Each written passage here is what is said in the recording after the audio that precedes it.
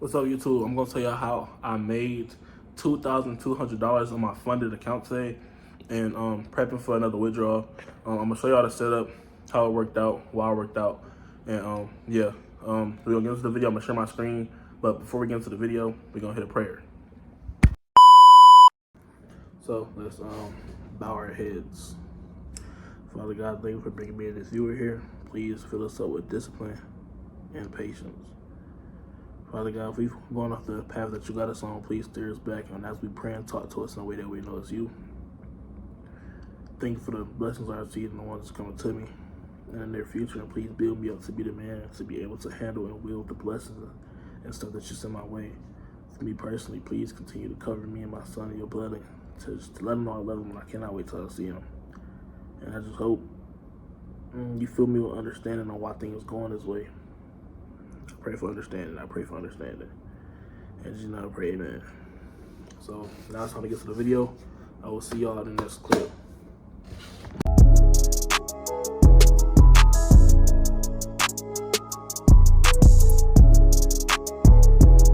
I'm gonna show y'all how you could have caught this move from the bottom of the day on NASDAQ futures.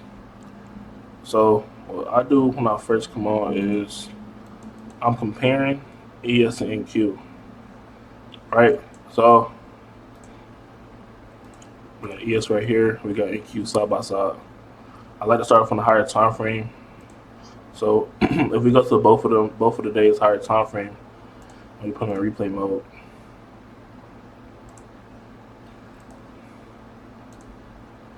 You have ES is in the daily fair value gap.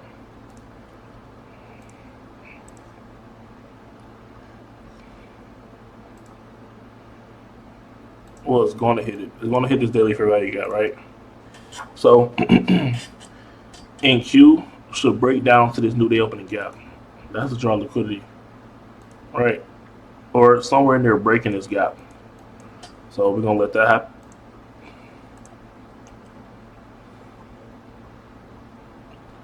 So as you can see, NQ broke this gap. ES just went to the 50% mark of it, right?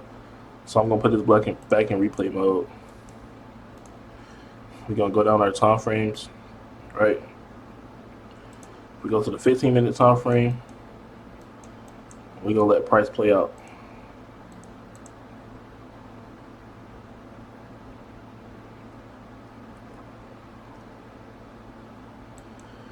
All right, so at this point, agent session has started.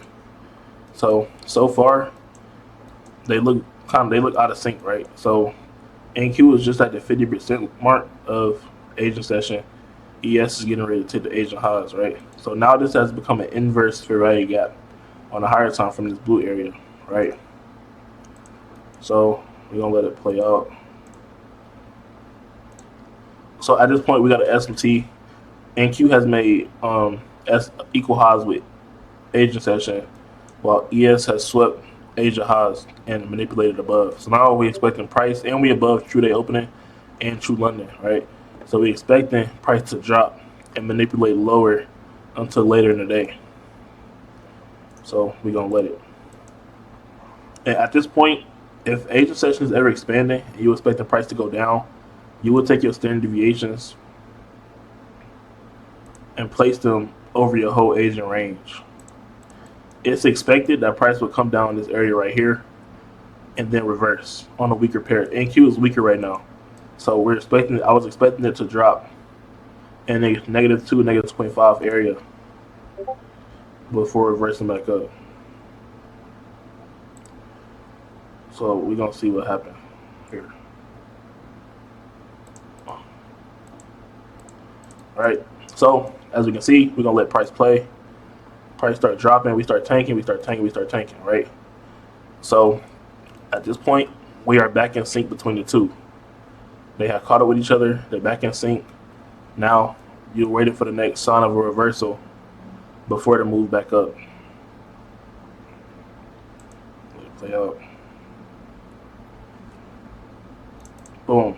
So boom. As you can see, price has reacted off of this area, this -2.5 to -2 area. under True New York Open and reverse back up and cause a shift in price, right? So this is an entry on this -2 standard deviation point.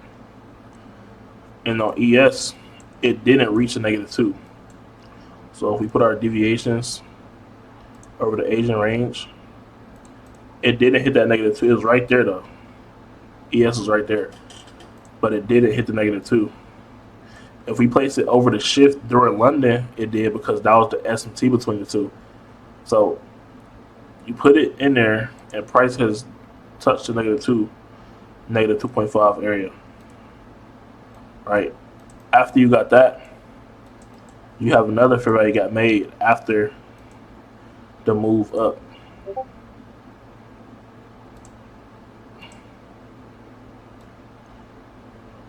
On ES. So on NQ, you could have literally bottom took the move off this bar right here. Right? So now we just waiting on ES to give us an entry. So look, at this point, you are now waiting for ES to come into this gap, which you just did. That's your bar right there. And you can see how price reacted off of this entry at 8.15. We came back to this fair value gap right here.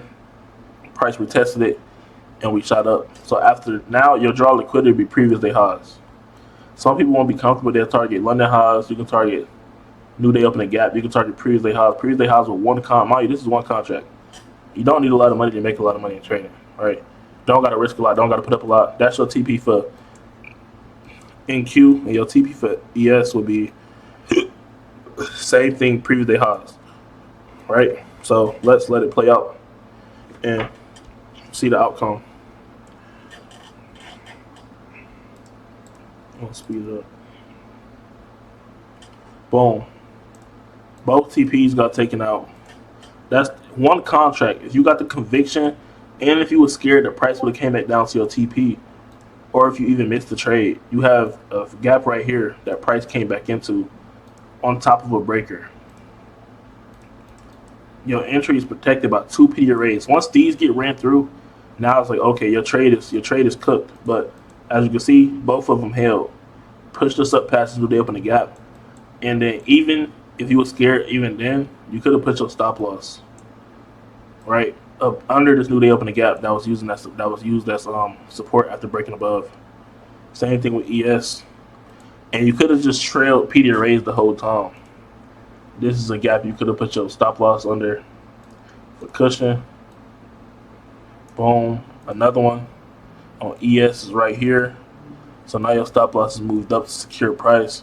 A lot of people be asking me, how do I know when to get on my trade and stuff? It's more stuff that I teach inside of the group that I do, but this is a way. This is one of the easy ways to know.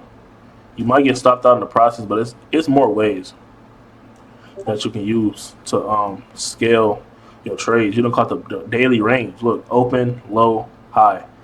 This is the schematic for a bullish day. You use your projections to catch to predict the manipulation before it happened. You got these areas where you would buy out of before it happened to catch the daily range potentially. Right now, this is all marked up. I was planning in the chat telling them go buy, go sell, go buy, go sell. And if you look in the chat, you got people actually hidden. Right? You got people hidden. People's in here hidden, right? So if you want to come join, this is a free chat. But we do have a code for the code is 2K subs. You get it for free. Well, you get in for $10 for your first month. Right? Come learn with us, come trade with us. I live trade in here. I live trade on YouTube. I live trade in multiple places.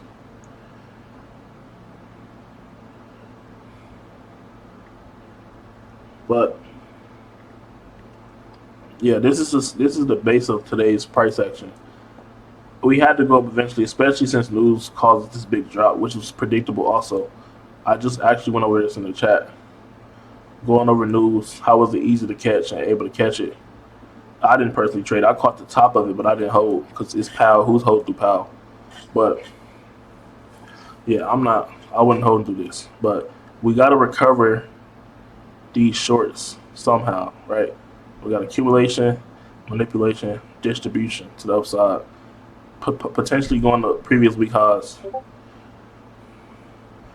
would be the next draw liquidity, right? Easy. Catching the daily range plus more, right? Just doing it how it's supposed to be done. But I am Mario Trades. You can like, comment, sub. Let me know how the video went. Let me know if you learned anything new. Link in bio for the chat. Free chat. Use code 2K subs to get in for a discount. And I'll see y'all in the next video.